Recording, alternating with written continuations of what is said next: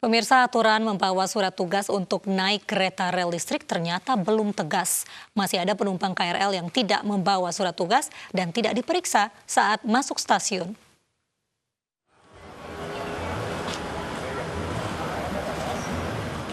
Satu persatu penumpang kereta rel listrik di stasiun Depok Baru, Jawa Barat dihentikan petugas. Mereka diminta menunjukkan surat tugas sebelum masuk ke stasiun. Meski belum wajib, aturan ini terus disosialisasi karena masih banyak warga yang tidak tahu aturan wajib membawa surat tugas. Namun ternyata sejumlah penumpang yang sudah tiba di Jakarta mengaku tidak diperiksa surat tugas di stasiun awal. Mereka mengatakan hanya diperiksa suhu tubuh. Beberapa dari mereka yang sudah tiba di stasiun Cikini juga belum membawa surat tugas. Kalau di Depok pun juga enggak sih, tadi saya berangkat cuma dites untuk termometer suhunya doang, tapi surat tugasnya enggak diperiksa. Tapi saya setiap hari bawa untuk jaga-jaga aja sih gitu. Kalau di stasiunnya sih belum dimintain. Oh, di stasiunnya di penjagaan belum ada di. Iya, belum dimintain. Oh, gitu. Terus caranya tuh gimana sih, kan untuk menjaga tuh saya. Iya, better sih emang harusnya tuh emang dimintain surat tugas gitu sih. Sebelumnya, Kepala Daerah di Jabodetabek sepakat memperketat aturan PSBB tahap 2 dengan mewajibkan penumpang KRL membawa surat tugas dari perusahaan. Hal ini untuk mengurangi penularan COVID-19 di transportasi umum. Tanpa surat tugas, warga tidak boleh menggunakan KRL. Tim Liputan iNews melaporkan. Bapak belum punya. Bapak ini gimana? Gubernur DKI Jakarta Anies Baswedan mengeluarkan pergub berisi sanksi bagi pelanggar PSBB. Warga yang tidak menggunakan masker akan disanksi denda Rp250.000. Pegarin. Pengendara motor ini diberhentikan petugas lantaran tidak menggunakan masker. Setelah mendata, petugas pun memberi surat teguran. Maskernya ketinggalan atau gimana, Mas? Ketinggalan di tempat kerja. Ketinggalan. Oh, di tempat kerja. Berarti dari semalam masih di tempat kerja ya? Iya, semalam. Saat ini penindakan bagi pelanggar PSBB masih berupa surat teguran. Nantinya saat Pemprov DKI Jakarta selesai mendistribusikan masker ke sejumlah wilayah, maka denda akan diterapkan. Jadi kalau ada warga yang tidak punya masker, bisa datang kelurahan untuk minta, akan diberi. Lalu pembagian masker juga sebentar lagi akan tuntas. Sesudah tuntas, baru nanti sanksi denda itu diterapkan. Sebelum tuntas pembagian masker, sanksinya bentuk peringatan. Kan ada sanksinya bentuknya peringatan tertulis. Peraturan Gubernur DKI Nomor 41 Tahun 2020 mengenai sanksi bagi pelanggar PSBB akan menjadi landasan hukum bagi petugas. Pemprov berharap masyarakat disiplin dalam menerapkan PSBB. Tim kontributor iNews melaporkan. Pemerintah Provinsi Jawa Barat berencana melonggarkan PSBB di sejumlah daerah karena menurunnya kasus corona. Sementara di Surabaya, Jawa Timur, pelanggar PSBB akan ditindak tegas.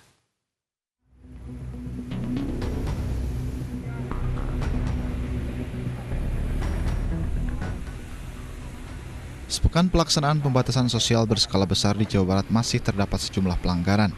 Namun pemerintah Provinsi Jawa Barat menyampaikan secara keseluruhan penerapan PSBB berjalan efektif. Jumlah pasien corona yang dirawat di rumah sakit serta yang meninggal telah turun, sedangkan jumlah pasien sembuh meningkat. Gubernur Jawa Barat Ridwan Kamil mengungkapkan ada peluang untuk relaksasi PSBB di sejumlah daerah. Dari hasil PSBB provinsi itu yang perlu diwaspadai adalah 37% wilayah Jawa Barat. Jadi 63%-nya itu punya potensi untuk dilakukan relaksasi pasca PSBB karena data menunjukkan pergerakan tidak ada di 63% wilayah Jawa Barat, maka 63% ini kemungkinan bisa kembali ke situasi yang lebih normal setelah kita lakukan evaluasi. Sementara di Jawa Timur, penerapan PSBB di Surabaya Raya memasuki tahap kedua. Pemerintah Provinsi Jawa Timur menyatakan di tahap kedua ini pelanggar akan mendapat tindakan tegas.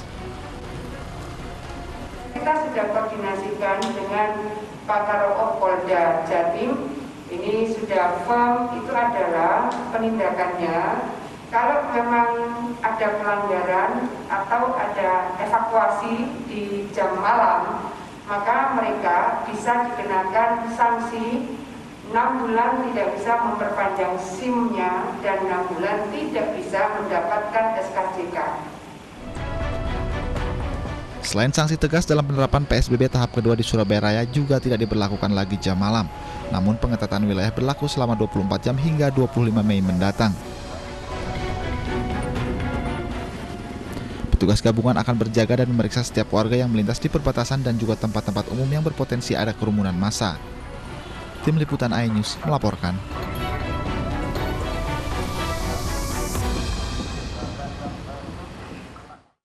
Presiden Joko Widodo menegaskan agar rencana pelonggaran pembatasan sosial berskala besar dilakukan secara hati-hati di masa pandemi COVID-19. Presiden juga meminta ada evaluasi yang detail terkait tren kasus corona di setiap daerah.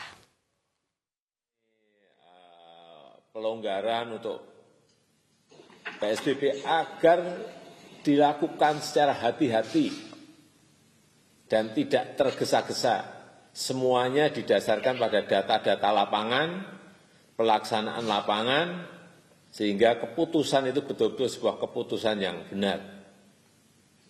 Hati-hati mengenai pelonggaran PSBB. Kita ingin ada sebuah evaluasi yang detail pada provinsi, kabupaten, dan kota mengenai data tren penambahan atau penurunan kasus positif baru di setiap daerah, baik yang menerapkan PSBB maupun tidak.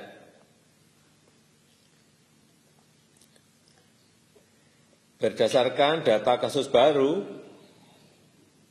sebelum dilakukan PSBB dan sesudahnya, memang kalau kita lihat hasilnya bervariasi dan berbeda-beda di setiap daerah. Ini karena memang pelaksanaannya juga dengan efektivitas yang berbeda-beda. Ada daerah yang penambahan kasus barunya mengalami penurunan secara gradual, konsisten, namun tidak drastis. Tapi juga ada daerah yang penambahan kasusnya turun, tetapi juga belum konsisten dan masih fluktuatif. Pemerintah mengizinkan masyarakat usia 45 tahun ke bawah untuk kembali bekerja di masa pandemi. Warga yang diizinkan bekerja terbatas pada 11 bidang usaha yang sudah diatur pemerintah.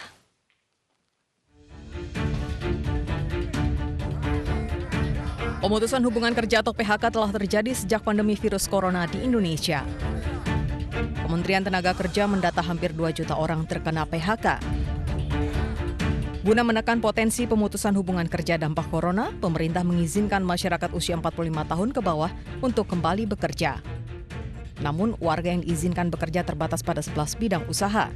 Protokol kesehatan harus tetap diterapkan secara ketat. Memberikan kesempatan kepada kelompok usia 45 tahun ke bawah untuk bekerja kembali, ini harus dilihat konteksnya pada peraturan Menteri Kesehatan nomor 9 tahun 2020, yaitu pasal 13. Jadi ada 11 bidang kegiatan yang bisa diizinkan. Di balik kebijakan ini ada kekhawatiran. Berdasarkan data dari gugus tugas COVID-19, sebagian besar penyumbang kasus virus corona adalah masyarakat yang berusia 46 hingga 59 tahun. Namun kelompok usia 18 hingga 30 yaitu sebanyak 18,7% dan 31 hingga 45 tahun sebanyak 30,5% orang. Dengan kata lain, dari dua kelompok usia tersebut mencapai 49,2%. Sejumlah pengamat khawatir penerapan kebijakan ini akan menambah penyebaran COVID-19 di Indonesia. Tim Liputan iNews melaporkan. Warga berusia 45 tahun ke bawah diizinkan untuk beraktivitas kembali di tengah pandemi. Lalu bagaimana efektivitas kebijakan tersebut? Kami hadirkan cuplikan dialog dengan ahli epidemiologi Diki Budiman dalam program Special Report hari ini.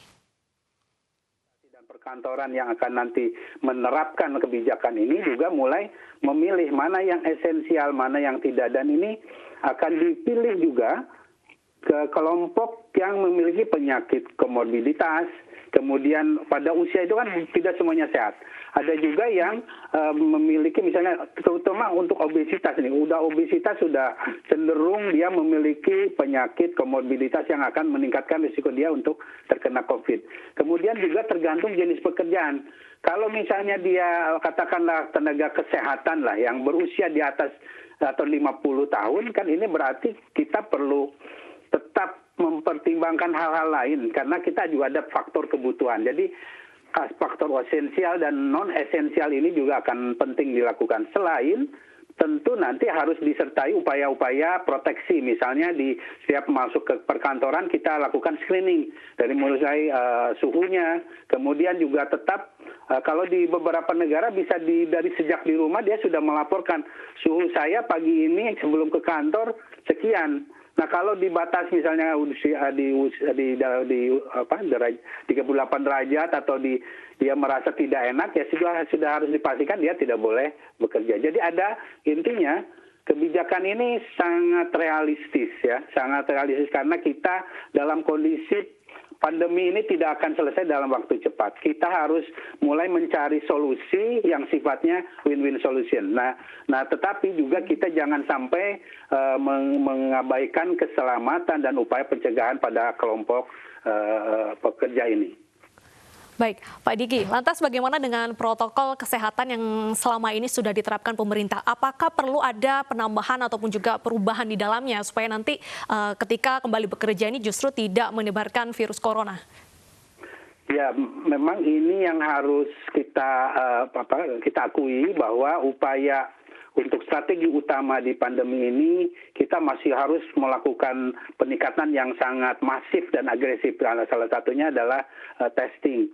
Jadi untuk beberapa jenis pekerjaan, katakanlah untuk di rumah sakit ya, rumah sakit kan itu juga ada pekerja yang non kesehatannya, yang misalnya sifatnya administrasi. Ini ada upaya-upaya yang harusnya dilakukan seperti tes. Testing ini harus dilakukan juga pada lokasi-lokasi perkantoran yang sifatnya strategis, yang sifatnya memberi layanan pada masyarakat. Jadi dipastikan orang yang memberikan layanan ini juga dalam kondisi sehat dan terbebas dari COVID-19.